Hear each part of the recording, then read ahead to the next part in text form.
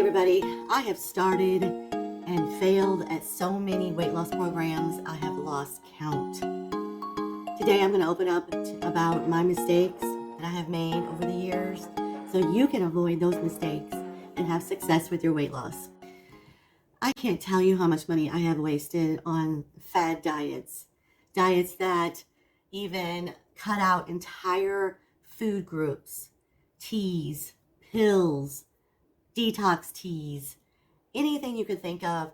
I was desperate to lose weight, not only for my health, for my family, to be here on this earth, because I was heading down a road that was not good.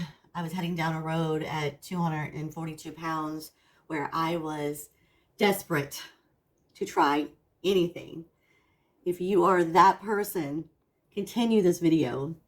Slow and steady wins the race. I know you guys have heard this over and over again. Most of my viewers that I have on here are people that have tried diets that have failed and are looking for something that is going to work for them, that is going to be something that they can do for a very long period of time.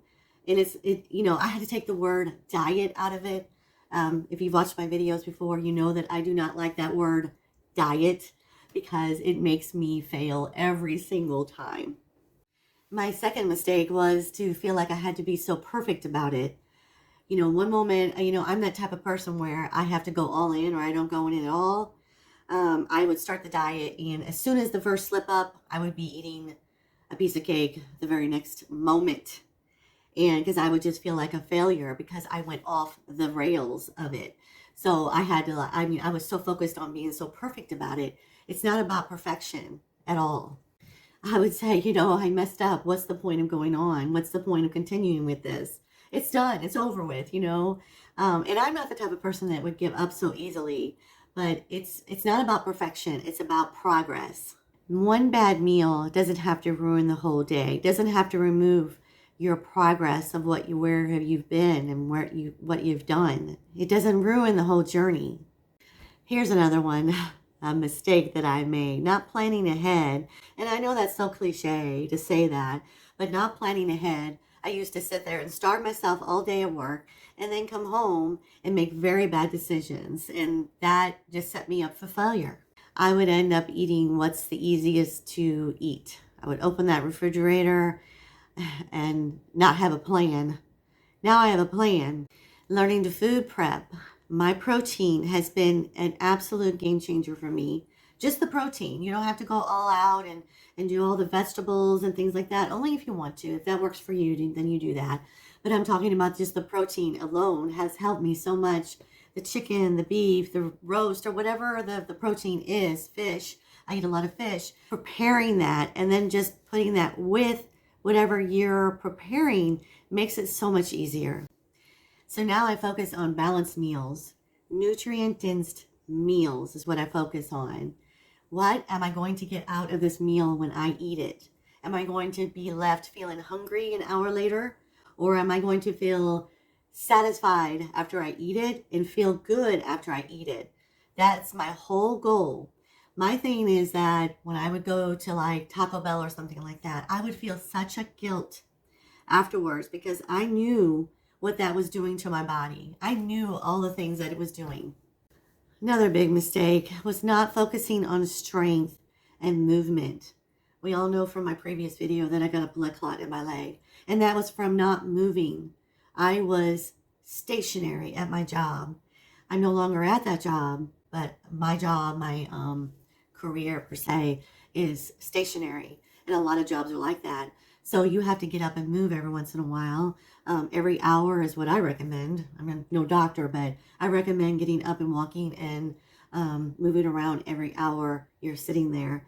But my mistake was having a lot of movement. So what I did was I started on my breaks. At work, I would start walking on my breaks. So I thought just extreme workouts were the way to go to lose weight, and it wasn't.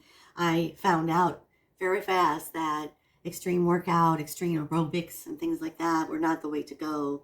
And that's why I started just walking, and it was less stressful on my body. Working out causes stress on your body. So I toned it down a little bit because I knew that it was just causing more cortisol to be released in my body when I was doing those extreme workouts because I was stressing out about it. And my number 5 mistake, I have many, many more of these mistakes to tell you, but at 5 would only fit in this video. But my going at it alone, I knew I'm the type of person that likes to work out alone, likes to walk alone. But I knew that I found out that going at this alone and without support was not going to work. You don't have to struggle in silence. And I was struggling in silence. It's almost like I have this big secret or something, like, I am losing this weight in secret. And that wasn't the way to go. So I got a support system. I have friends that I talk to that are doing the same plan as me. And we talk a lot about our struggles and our challenges that we're having and our wins that we're having. And it's so good to have that support system in place if it's family or something like that. But also, lastly, please let your family know what you're doing because accountability is a big key. If you have a family member that's not doing your plan, or you're trying to eat healthier, it's really hard to follow your plan when you're seeing all these distractions. I would just call them distractions in the way. Because it's really hard to do it. So just have a talk with your family and your friends and let them know that you're focused on doing this and you're focused on getting this done. And finally, in closing, weight loss is tough. It is tough. We cannot sugarcoat weight loss because it is, especially these days with all the stressful situations that are going on in the world. It is tough. And hopefully my tips and my story will help with your frustration. And if you're ready to move forward, just please subscribe, like, and share this video. I would love to have you. I will see you on the next one. See you later. Bye.